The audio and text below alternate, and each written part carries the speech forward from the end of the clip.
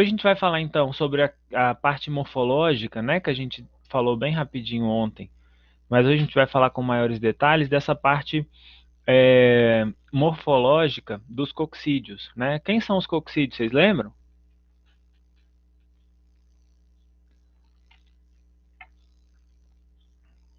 Vocês lembram?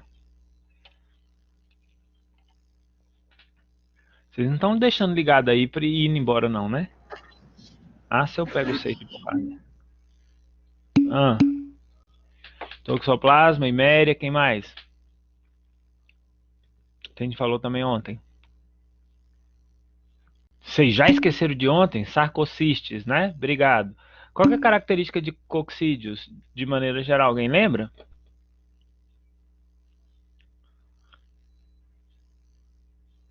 O que que um parasito precisa ter para ser considerado um coccídeo? Eita, nós.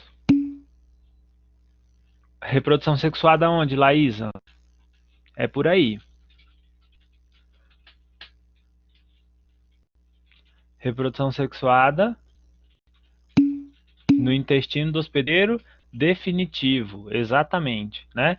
Então, o que a gente começa a falar a partir de agora é da questão morfológica, né, desses indivíduos, dos coccídeos, que tem como característica comum entre todos eles fazer reprodução sexuada no intestino, né? E produzem como produto final dessa reprodução sexuada uma forma infectante que é chamada de... Alguém lembra?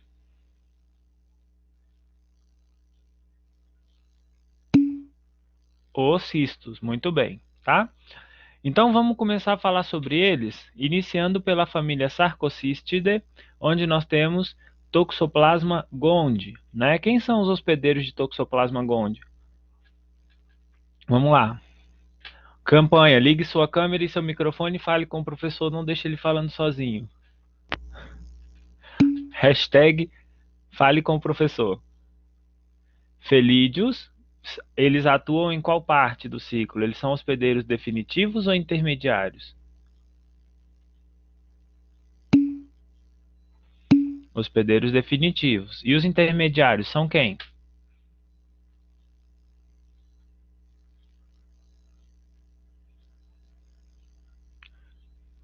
Mamíferos e aves, né? Quase todos os mamíferos e aves. Beleza, muito bem. Então a gente tem um parasito, né, que ele tem várias fases de vida e a gente vai falar sobre as principais delas.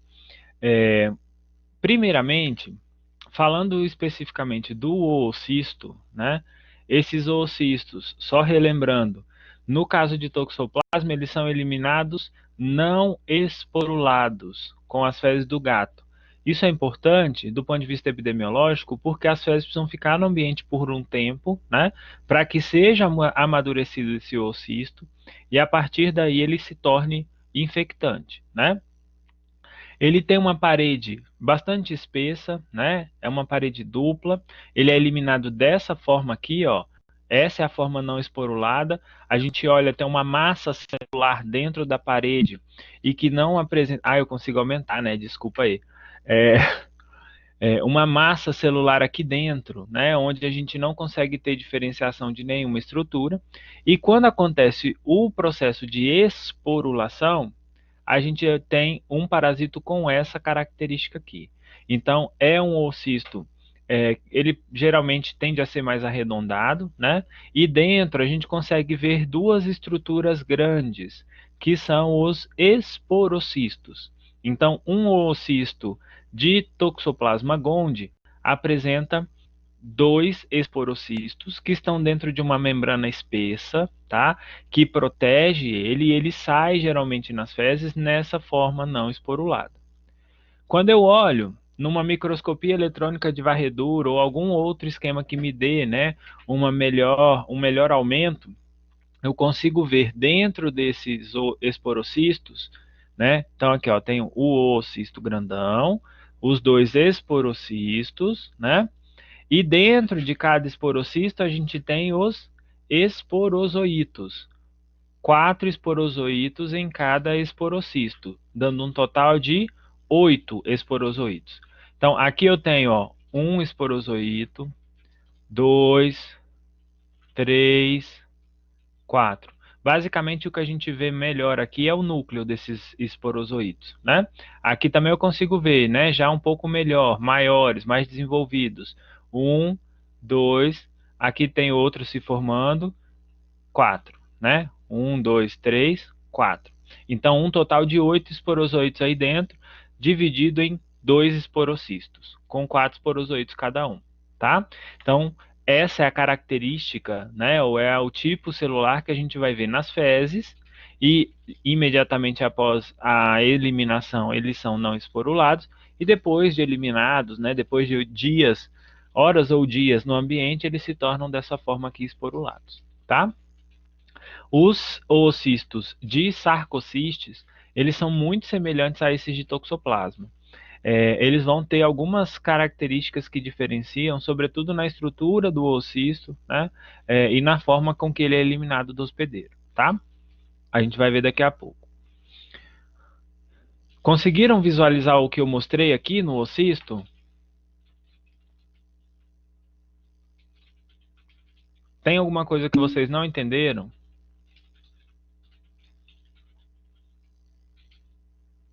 Tá de boa? Tá bom. Se a gente pega, por exemplo, um gato, né? E vamos, por exemplo, fazer cortes histológicos do intestino desse gato, o que a gente pode ver lá? Alguém lembra?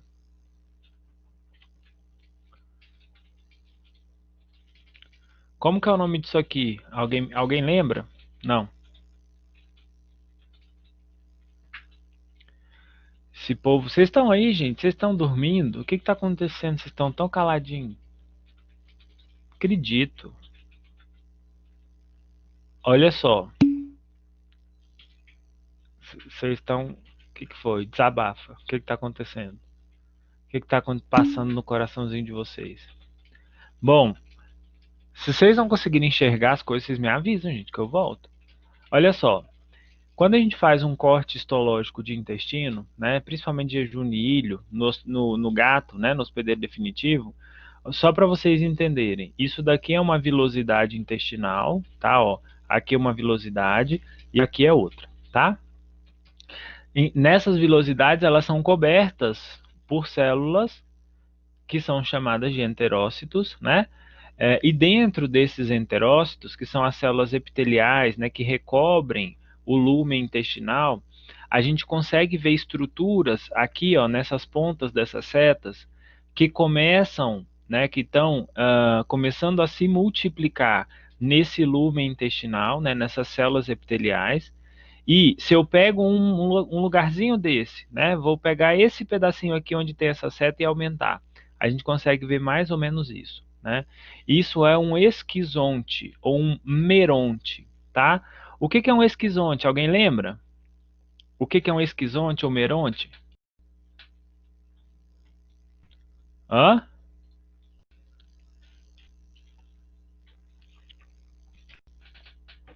Gente, bora estudar, meu povo. O que é um meronte ou um esquizonte?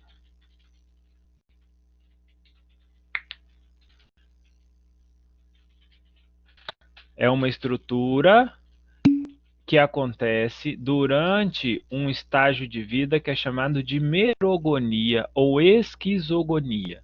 Nada mais é, lembram lá que eu mostrei no esquema para vocês ontem lá no ciclo, que quando o esporozoito ou bradizoito, né, enfim, causam a infecção nos enterócitos, eles começam a se multiplicar, ó. Então, tudo isso daqui que a gente vê, ó, cada coisinha, cada bananinha dessa daqui é uma nova fase de vida, que é chamada de merozoito, né? Então, meronte e merozoito são coisas diferentes. Meronte é o agrupamento, né? Meronte ou esquizonte, tá, pessoal? A mesma coisa. Eles são agrupamento, é uma fase onde o indivíduo está em reprodução assexuada. Muito bem, Flávio. Então, todas essas células mais escuras que vocês veem aqui e aqui, ó, tudo isso é cada coisinha dessa é um merozoíto. Então, isso daqui é o que vai romper a célula e vai infectar novas células intestinais. Então, olha o tanto de meronte que eu tenho aqui, ó. Então, essas células todas vão morrer dentro de um pouco período de tempo, tá? Então, por isso, esses coccídeos, boa parte deles causam problemas intestinais, tá? Então, isso é um meronte, é uma estrutura onde a gente tem a presença de vários merozoítos, tá?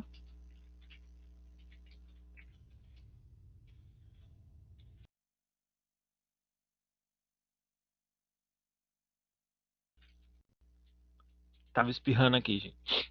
Ai, bom, e aqui a gente tem as estruturas que a gente chama de gamonte, né? O que é um no processo de Meronte forma merozoito? Não, na verdade é o seguinte, ô Laísa, a gente tem um processo de reprodução assexuada que é chamado de merogonia ou esquizogonia. Durante esse processo, a estrutura que se forma onde está lotada de merozoito é chamado de meronte, tá? Então, olha só, meronte é tudo isso, ó, Laísa. Tudo isso daqui é meronte, tá? Essa estrutura toda. Cada bichinho desse daqui é um merozoito. Então, um meronte é formado por vários, dezenas de merozoitos, tá? Entendido, Laísa?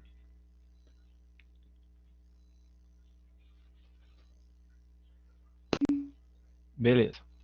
Bom, os gamontes, que são os gametas, tá? Então a gente tem microgameta e macrogameta também presente em algumas dessas células, né? Então, em alguns lugares a gente vai observar a presença dos merontes, né? Em outros lugares a gente pode observar a presença dos gametas, tá? Que são também chamados de gamontes.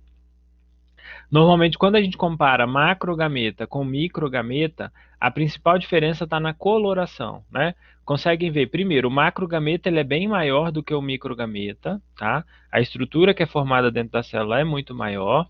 É uma estrutura com uma coloração muito mais escura, né? É uma célula bem grande. E aqui a gente tem uma estrutura que na coloração ela fica mais clara em função de não ser uma única célula, né? Aqui dentro, ó, se vocês observarem, nessa parte mais de baixo, tem alguns pontinhos mais escuros, né? Quando essa célula se romper, são esses pontinhos que são os microgametas que vão fecundar o macrogameta aqui, tá? Então, isso daqui, ó, é um exemplo de um microgameta. É uma estrutura minúscula, isso aqui está aumentada milhares de vezes, né? Então, isso aqui é uma estrutura minúscula que se desprendeu daqui de dentro de um microgameta, tá? Então, é essa estruturazinha aqui que tem um flagelo que vai, ao ser eliminado aqui dessa célula, vai, penetrou esse enterócito, vai lá e fecunda esse macrogameta. E aí depois acontece a formação do oocisto. Essa célula, esse macrogameta aqui, ele, né, o zigoto, né, que vai dar origem ao oocisto, se desenvolve e aí ele libera, né, ou rompe essa célula e é libertado, tá? Então, isso a gente encontra onde? No hospedeiro definitivo, tá? São as principais formas que a gente encontra no hospedeiro definitivo, certo? Conseguiram ver as estruturas todas? Conseguiram entender o que eu estava mostrando? O que, que a gente tem que ver? Por exemplo, vou fazer necrópsia de um gato. Se eu achar isso daqui, eu sei que pode ser toxoplasma, tá? Beleza. No caso do hospedeiro no caso do hospedeiro intermediário, olha só, a gente vai ver rodando pelo hospedeiro intermediário, digamos assim, nós, nos animais, né? Todo mundo, a gente vai ter os taquizoítos, que é essa estrutura que tem uma forma semelhante a uma banana alongada, tá? Aqui eu trouxe um desenho e uma imagem de microscopia eletrônica de varredura, tá? Isso daqui é a mesma coisa, só que isso é uma foto, isso aqui é um desenho, né? Prefiro mostrar aqui no desenho que eu acho que fica mais legal, ó. Toda essa parte, deixa eu botar minha caneta aqui. Toda essa parte que vocês veem aqui, ó, isso tudo é o que a gente chama de complexo apical.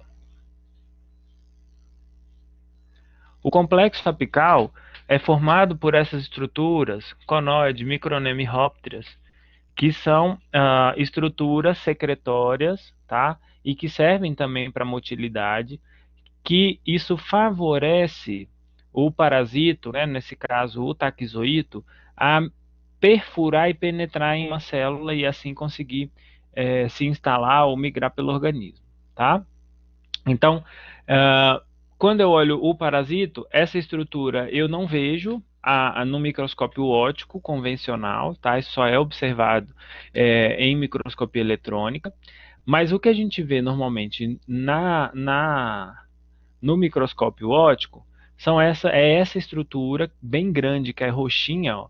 Se vocês olharem aqui em cima, tá vendo que ele não é muito central, ele é mais deslocado para um dos lados do parasito, né? Mas a gente tem várias estruturas, ó. Em cada bichinho desse aqui é um taquizoito, né? Então a gente tem uma estrutura redondinha, um pouco mais escura do que o restante do corpo desse parasito. Então isso é bem característico de taquizoito de toxoplasma. Por quê? Porque ele é alongado. A gente costuma dizer que ele tem forma de banana, tá? Só que ele é uma banana meio piriforme. Como assim? Um lado dele, uma das extremidades, ela é mais espessa, mais grossinha, tá? Mais gordinha.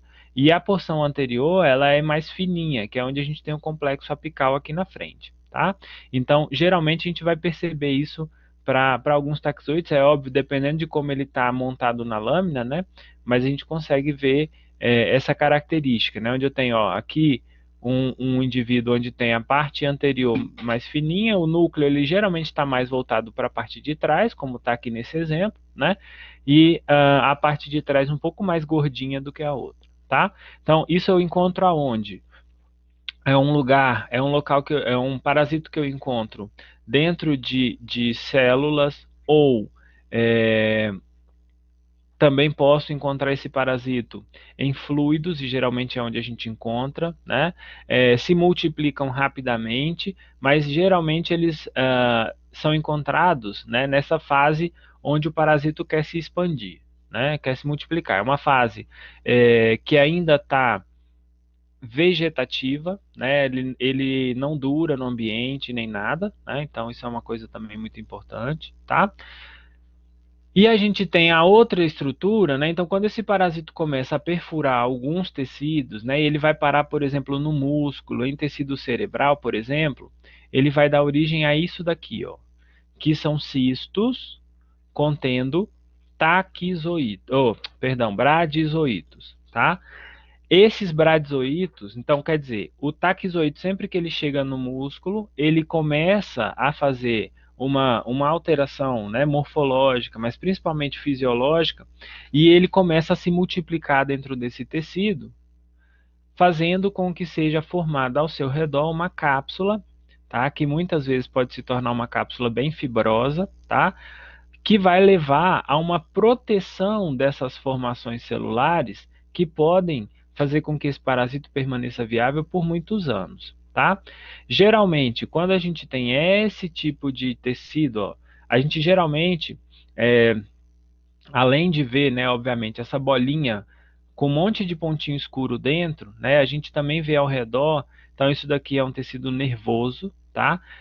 E é um cisto provavelmente que estava presente no cérebro, né, seja de um camundongo, alguma coisa assim.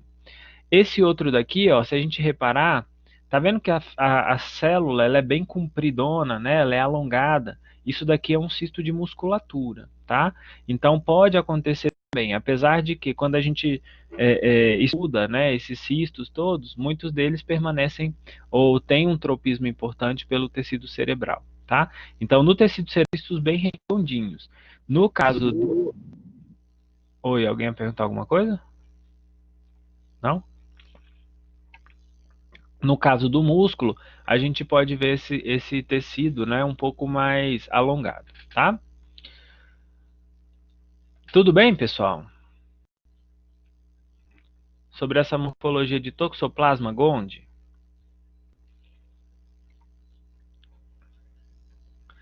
Então, esse tipo de parasito a gente vai achar, né, essas fases que eu mostrei por último, no hospedeiro intermediário, as fases anteriores no hospedeiro definitivo, né? Taquizoíta eu vou encontrar quando eu avaliar, por exemplo, o sêmen ou outros fluidos corpóreos, os bradizoítos somente em análise de histopatologia, né? Quando eu vou lá, coleto um pedaço de músculo, cérebro, qualquer outra coisa, aí a gente tem esse tipo de quadro, tá? Bom, se tá tudo bem lá no toxoplasma, a gente tem também um cara que é chamado de sarcocistes, tá? Sarcocistes, ele tem formas celulares muito semelhantes ao que a gente tem para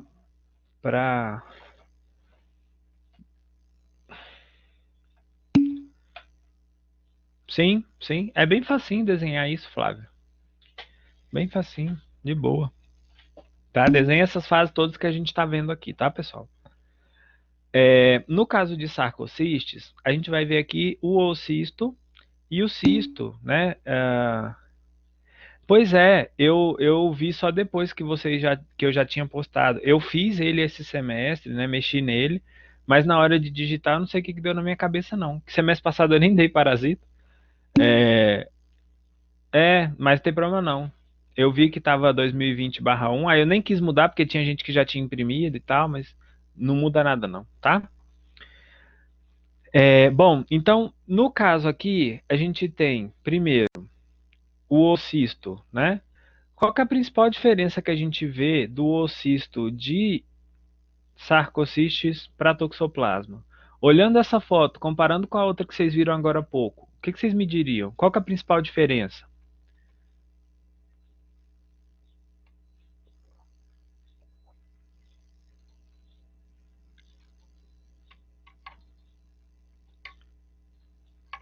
Hein, gente? Vou aumentar aqui para vocês verem. Ou vocês não conseguem ver nada? Tem dois esporocistos, lá também a gente tinha dois esporocistos. Tá, aqui a gente tem dois esporocistos, beleza. Cada um com quatro esporozoítos, né? Até aí é igual ao de toxoplasma. O que que muda?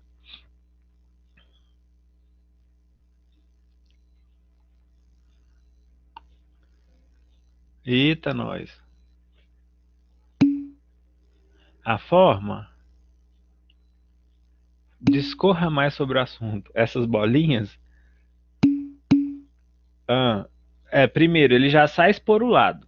Essa é a primeira questão, né? Aqui a gente não tem nas fezes o oocisto não esporulado. Ele já sai desse jeitinho aqui, prontinho, né? E a outra coisa, a membrana dos oocistos de sarcocistes, ela é muito fininha. Então, é muito comum a gente também já encontrar o esporocisto livre nas fezes e não com a presença do oocisto ao redor, tá? Então, se a gente olha aqui dos lados, ó, a gente praticamente nem vê a membrana. Se eu comparar esse daí, ó, vou voltar lá no de toxoplasma, ó, se eu comparo isso, olha o tamanho dessa membrana, o tanto que ela é espessa, quando eu comparo com isso daqui, ó. O oocisto é uma parede muito fina e muitas vezes ele acaba rompendo essa parede e em muitos casos a gente vê os esporocistos separados, tá? Já nas fezes frescas, por exemplo, tá? Então isso é uma coisa que tem que ser levada em consideração. Beleza? Então essa é a principal diferença. No caso dos merontes ou esquizontes, lá no gato os merontes estão aonde? Que a gente falou de toxoplasma.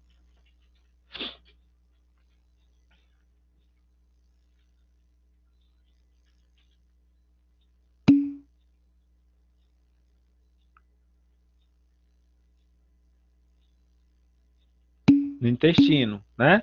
Aqui, ó, a gente tem merontes que são localizados, né? Ó, aqui, que são localizados na parede dos vasos, né?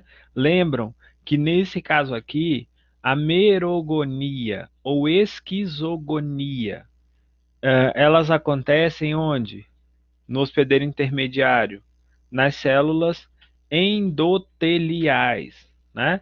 Então, esse é um problema também de sarcocistes que leva, por exemplo, a problemas de permeabilidade vascular, né? Porque vai destruindo essas células dos capilares, tá? Então, ó, aqui eu tenho um meronte, por exemplo, que tem dentro dele vários, né, vários pontinhos escuros, células se desenvolvendo. Então, essa é uma das principais diferenças, né? No caso do hospedeiro intermediário lá de Toxoplasma, ele primeiro passa no intestino, se multiplica ali, e depois os taquizoides começam a migrar, né? Nesse caso aqui, não. Ele penetra na parede intestinal e começa a se multiplicar já nas paredes dos capilares, tá? E, normalmente, quando a gente pensa ainda no hospedeiro intermediário, os cistos, eles são gigantescos, são muito grandes, muitas vezes eles são visíveis até mesmo a olho nu, tá? O cisto na musculatura. Alguns deles podem medir meio centímetro, tá? Então são cistos consideravelmente grandes, muito maiores do que os de toxoplasma, tá? E normalmente eles estão alojados na musculatura. Então a gente geralmente vê cistos de sarcocistes, né? Ao contrário dos de toxoplasma, que geralmente são redondinhos, o de sarcocistes normalmente ele é um pouco mais alongado e geralmente muito maiores e presentes na musculatura do indivíduo, tá? Então essa também é uma característica importante que ajuda nessa diferenciação. Ah, se eu pego uma lâmina lá de histopatologia e não consigo muito bem saber, a gente consegue ver esses cistos bem alongados, tá? No entanto, pessoal, quando a gente pensa em sarcocistes, a gente tem que pensar o seguinte: eu posso ver também formas variadas desse cisto, né? Então, por exemplo, aqui, ó, deixa eu aumentar esse negócio aqui, ó. Nessa foto aqui a gente pegou um vaso, né, cortou ele, e aqui, ó, na pontinha dessa seta a gente tem um meronte, certo? Isso tá lá dentro, nesse caso aqui é uma artéria, tá? Então aqui tem um meronte fazendo merogonia, da onde vão ser liberados um monte de merozoítos. Isso no endotélio vascular. Além disso, pessoal, a gente também tem a presença disso, né? A presença desses desses merontes, né, dessa forma de multiplicação em rim. Isso daqui é em rim, tá? Em glomérulo. Então nós temos essa cabecinha da seta aqui, ó, essa partezinha aqui é dentro, né, do glomérulo, tá? E aqui a gente tem fora do glomérulo. Então, são a presença, né, disso também levando a uma destruição ou a prejuízos, né, renais importantes, tá? Além de todos os prejuízos cardiovasculares que podem acontecer. Aqui nessa outra figura, eu achei essas imagens muito legais. Eu peguei elas de um artigo, tá até a referência aí caso alguém queira depois, né? Aqui, ó, eu tenho uma célula do sistema fagocítico mononuclear, né? Que é uma outra opção também. Às vezes o parasito durante a migração ele é fagocitado e ele começa, né? Da mesma forma que a gente tinha lá, por exemplo, para as amastigotas lá, né? Nos tripanosomatídeos, ele começa a se desenvolver ainda dentro dessa célula do sistema fagocítico mononuclear. Então aqui eu tenho a célula, né? Eu tenho o núcleo, provavelmente o monócito, e aqui dentro eu tenho o meronte, né? A célula em multiplicação, tá? Aqui dentro de um tecido cardiovascular, certo? De um sistema de uma musculatura cardíaca, tá? Contendo também a presença de vários merozoítos dentro desse meronte.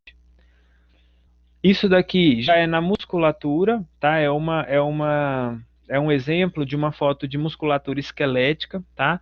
Imagina, eu falei lá agora que eu vi que minha câmera está desligada. Imagina lá que o cisto é alongado, né? Como eu falei para vocês, ele é compridinho. Se a gente cortar ele assim, ó, no meio transversal, é mais ou menos isso que a gente pode observar em alguns casos, né? Só que nesse caso aqui é um músculo esquelético e ao redor, ó, a gente tem um monte de células inflamatórias ao redor desse cisto, tá?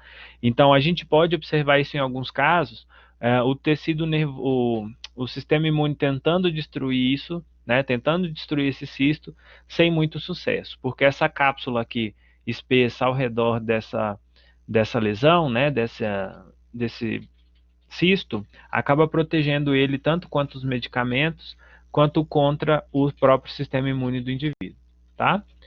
Aqui a gente já vê, ó, na musculatura, né, ó, cistos bem grandões, cistos alongados.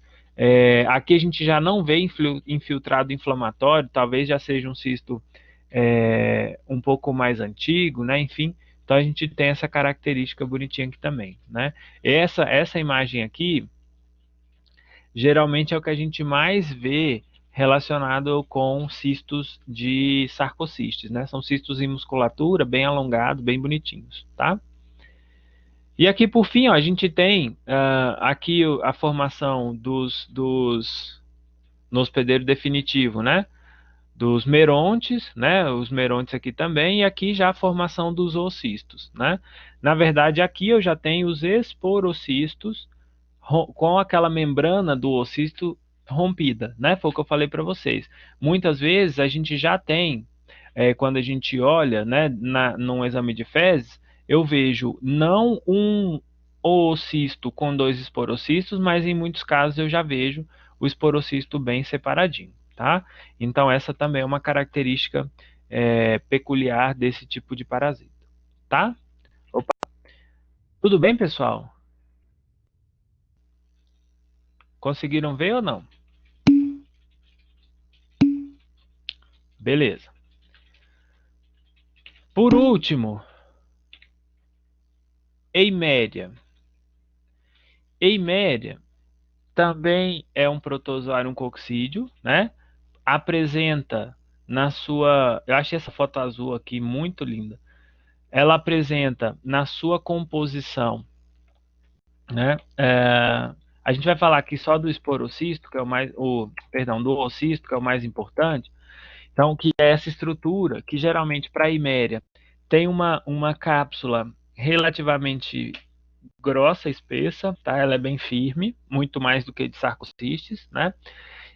Dentro aqui, ó, desse oocisto, ao invés de 2 esporocistos, nós temos 4 esporocistos, tá vendo? Ó? 1, 2, 3, 4 esporocistos. Aqui nessa foto também dá para ver, ó.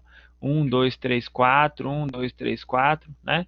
Só que essa foto azul aqui, ela está num aumento muito maior. Então, o que, que eu vejo aqui? Dentro de cada esporocisto, a gente vai ter, ó, aqui tem um núcleo, estão vendo? E uma célula. Aqui tem outro núcleo, outra célula, tá? Aqui uma, aqui outra. Aqui uma, aqui outra. Certo? Então, a gente consegue ver consegue ver assim, usando um pouquinho da imaginação também, né? Vou ser sincero com vocês, né? A gente vê principalmente aqui o núcleo, provavelmente ele não está completamente esporulado, né? Mas a gente consegue diferenciar bem os esporocistos e os esporozoítos, tá? Então são 4 esporocistos ao invés de 2, como era para sarcocistes e toxoplasma, né? E dentro de cada esporocisto, 2 esporozoítos, certo? São minúsculos esses oocistos, geralmente medem entre 15 e 50 micrômetros, a depender da espécie, normalmente, tá? E normalmente, né, existe uma variabilidade bastante grande. Achei uma foto para comparar aqui para vocês, ó, o tamanho desse. Aqui, ó, eu tenho o cisto de Eiméria, ó, tudo isso aqui é o cisto de Eiméria, tá? E aqui, esse negócio grandão é um ovo de Moniésia, que é um cestódio. Eu acho que vocês viram Moniésia lá em agentes infecciosos e parasitários, quem teve aula comigo, né? Que é um cestódio que parasita ruminantes. Então, olha só, comparando esse ovo com os oocistos, e aqui embaixo eu tenho um ovo de Tricostrongylídeos, né? Que são parasitos, é um euminto, é um verme, né? Um nematóide parasito de ruminantes, e do lado eu tenho os oocistos de Eiméria. Então, é muito comum a gente, ao buscar ovos de eumintos, ao buscar o diagnóstico principalmente coproparasitológico, né, a gente observar a presença dessas estruturas, que muitas vezes, né, ó, vocês podem ver aqui que aqui eu tenho umas que são mais arredondadas, outras que são um pouco mais alongadas, né, então isso pode variar muito. Tá? Normalmente, no caso de Eiméria, a maior parte das vezes, esses oocistos, eles não saem esporulados, tá, pessoal? Eles vão sair, ó, vocês conseguem ver aqui, ó, deixa eu aumentar. Conseguem ver aqui que aqui dentro eu não tenho diferenciação de nenhuma estrutura, né? Então, esses oocistos normalmente saem nas fezes como não esporulados. Então, olha a diferença de tamanho desse ovo, que é um ovo com tamanho bem grande, né? Os cestóides, eles têm ovos geralmente grandes, então a gente tem uma estrutura que é muito pequena, mas geralmente isso é uma coisa que salta aos olhos. Lá em doenças parasitárias, vocês vão ver, vocês vão fazer exames de fezes, né? Vão ver, se Deus quiser, vão ter a oportunidade de ver esses bichinhos lá, tá? Então, esses aqui todos são oocistos de Eiméria. E quando eu comparo com esse ovo aqui também, olha só o tamanico desses bichinhos, né? Eles são muito pequenos, muito pequenininhos mesmo, tá? E aí eu trouxe uma outra imagem que tem vários oocistos de Eiméria, são várias espécies, para vocês verem que isso, mesmo a gente falando de um padrão médio, né, de tamanho, falando, por exemplo, de um formato que pode ser, por exemplo, arredondado, mais arredondado, né, como esse daqui, enfim, a gente pode ter variações nesse tamanho e no formato, tá? Então existem dezenas de espécies de Eiméria, inclusive de eimérias que são de importância médico e veterinária, né? Então, o que é importante? Geralmente são muito pequenos, tá? E a característica que todo mundo tem em comum é apresentam 4 esporocistos, cada um com 2 esporozoítos, certo? Então, olha só a diferença, muda um pouquinho a coloração, né? Também, lógico, depende de como estão as fezes, do que tem nas fezes, mas, de maneira geral, a gente consegue ver uma variabilidade bastante grande nesses parasitos.